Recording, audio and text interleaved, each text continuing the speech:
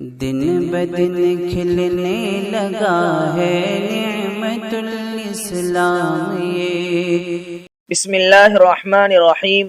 صرف 5 منٹ کا مدرسہ قرآن و حدیث کی روشنی میں 234واں دن 24 شعبان المعظم۔ نمبر 1، اسلامی تاریخ۔ حضرت عبداللہ بن سلام رضی اللہ عنہ۔ حضرت عبداللہ بن سلام رضی اللہ عنہ حضرت یوسف علیہ السلام کی اولاد میں سے ہیں۔ جب حضور صلی اللہ علیہ وسلم ہجرت فرما کر مدینہ منورہ تشریف لائے تو عبداللہ بن سلام نے نبوت کی نشانیاں دیکھ کر اسلام قبول کر لیا۔ آپ یہودی مذہب کے عالم تھے۔ یہودیوں کے تمام فرقوں کے لوگ آپ کے تقوی اور صلاحیت پر متفق تھے اور آپ کی تعظیم کرتے تھے۔ حضرت عبداللہ بن سلام رضی اللہ عنہ فرماتے ہیں کہ جیسے ہی میں نے مدینہ میں حضور صلی اللہ علیہ وسلم کی آمد کی خبر سنی، فوراً خدمت میں حاضر ہو کر اسلام قبول کر لیا۔ گھر واپس آ کر میں نے اپنی بیوی اور بچوں کو اسلام کی دعوت دی، وہ بھی مسلمان ہو گئے۔ میری بوڑھی پھوپھی خالدہ بھی میری دعوت سے مسلمان ہو گئی۔ پھر حضور صلی اللہ علیہ وسلم کے پاس آیا اور عرض کیا کہ یہود کے سرداروں کو دعوت دیجیے۔ آپ نے یہودیوں کے سرداروں کو بلایا اور اسلام کی دعوت دی، لیکن کسی نے بھی دعوت کو قبول نہیں کیا۔ حضرت عبداللہ بن سلام رضی اللہ عنہ اسی وقت سامنے آئے اور اللہ کے رسول صلی اللہ علیہ وسلم کی تصدیق کی۔ یہودی سرداروں نے حضرت عبداللہ رضی اللہ عنہ کو برا بھلا کہنا شروع کر دیا اور اسلام قبول نہیں کیا۔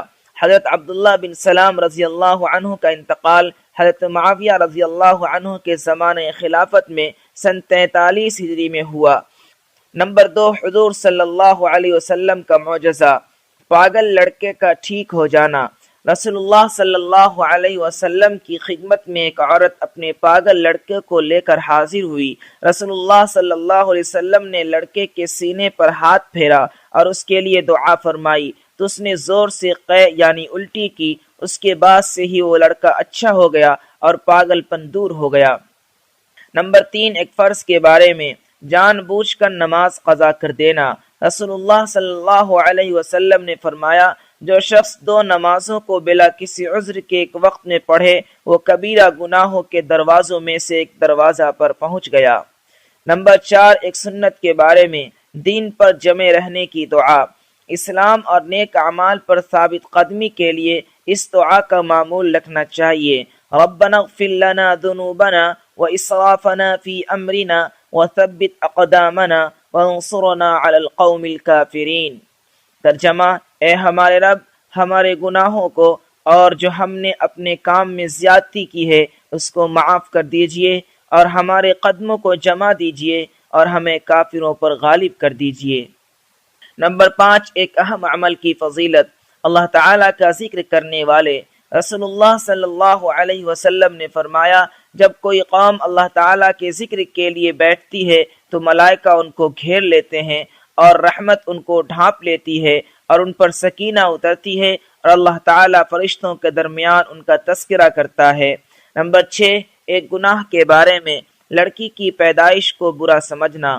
قرآن میں اللہ تعالیٰ فرماتا ہے، جب ان میں سے کسی کو بیٹی پیدا ہونے کی خبر دی جاتی ہے تو اس کا چہرہ رنج کی وجہ سے کالا پڑ جاتا ہے اور دل ہی دل میں گھٹتا رہتا ہے، اور جس لڑکی کی پیدائش کی اس کو خبر دی گئی ہے اس کی شرمندگی کی وجہ سے لوگوں سے چھپتا پھرتا ہے کہ اس کو ذلت گوارا کر کے رہنے دے یا اس کو مٹی میں چھپا دے، وہ بہت ہی برا فیصلہ کرتے ہیں۔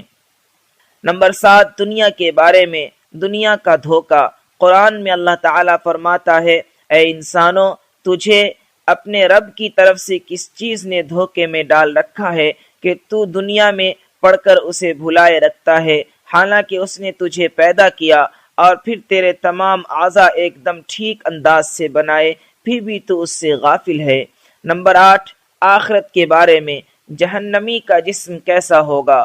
حضرت ابن عباس رضی اللہ عنہما فرماتے ہیں، کیا تم جانتے ہو کہ دوزخیوں کی چوڑائی کتنی ہے؟